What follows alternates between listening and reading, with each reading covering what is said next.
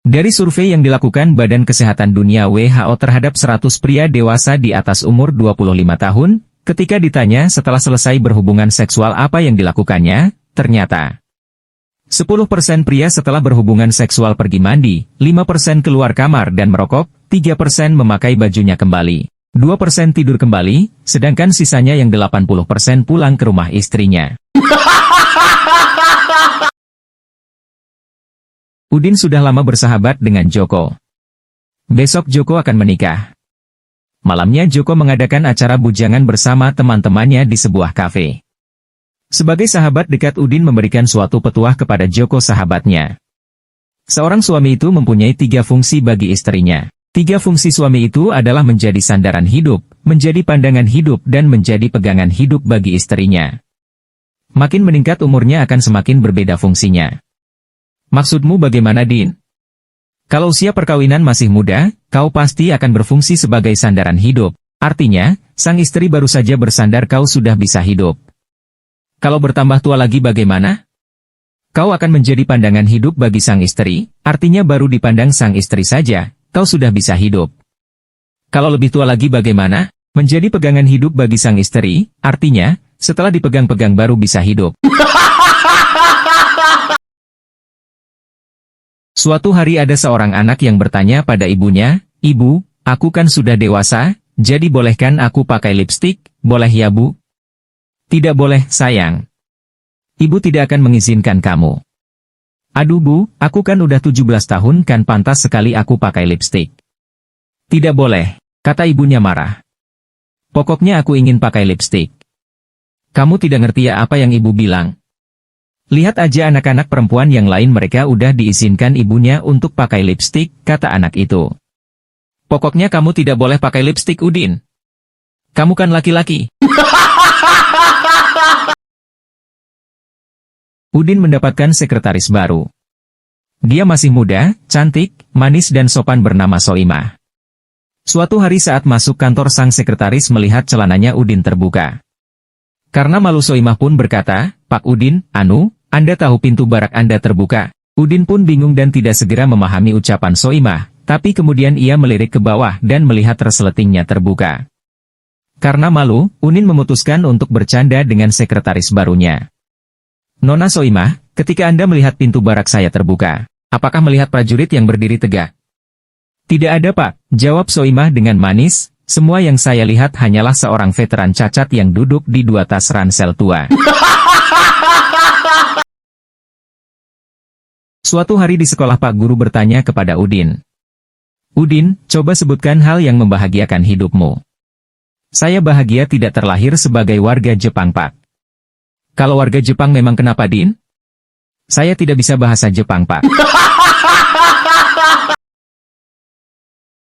Udin yang masih berumur 5 tahun, berjalan menuju seorang ibu yang sedang hamil. Dia lalu bertanya, "Kenapa perut ibu besar sekali?" "Saya punya bayi Nak," jawab ibu itu.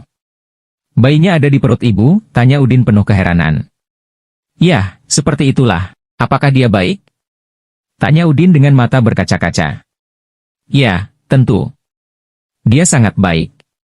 Kemudian Udin menangis dan berteriak, "Lalu kenapa ibu memakannya?" Seorang dokter sedang berbicara kepada Udin setelah melakukan pemeriksaan, "Ada 2 penyebab untuk kesehatan buruk Anda, itu sepenuhnya karena minuman keras dan rokok." "Itu sungguh melegakan," jawab Udin. "Tadinya saya pikir Anda akan mengatakan bahwa penyebab kesehatan buruk ini adalah karena kesalahan saya." Udin yang sedang menjelajah di pedalaman Amazon tiba-tiba saja sudah dikepung sekelompok primitif yang haus darah. "Oh Tuhan matilah aku," gumamnya. Tiba-tiba dari langit di atasnya ada kilatan cahaya, dan terdengar suara menggema. "Tidak anakku, ajalmu belum tiba. Ambillah batu di dekat kakimu itu dan pukul kepala pemimpin mereka yang tepat berdiri di depanmu itu." Udin pun mengambil batu dan menyerang pemimpin gerombol itu, kemudian memukulkan batu itu ke kepala si pemimpin sekuat tenaga, dan si pemimpin itu mati seketika. Dia berdiri di atas mayat si pemimpin.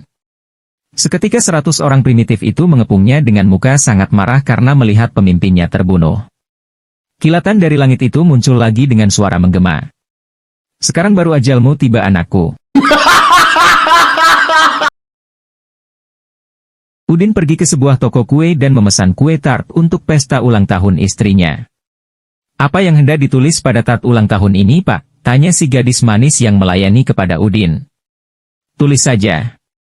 Sayang, kamu tidak bertambah tua, di bagian atasnya, kemudian sambung dengan, sayang, kamu cuma bertambah cantik, di bagian bawah, kata Udin. Esoknya, Udin datang mengambil tartnya dan terus membawa pulang ke rumah untuk dipersembahkan kepada istrinya yang tersayang di hadapan tamu-tamu yang lain. Dan ketika tart itu dibuka di depan istri dan tamu undangan yang lain, Udin hampir pingsan ketika membaca tulisan yang tertera di tart itu. Sayang kamu tidak bertambah tua di bagian atas. Sayang kamu cuma bertambah cantik di bagian bawah.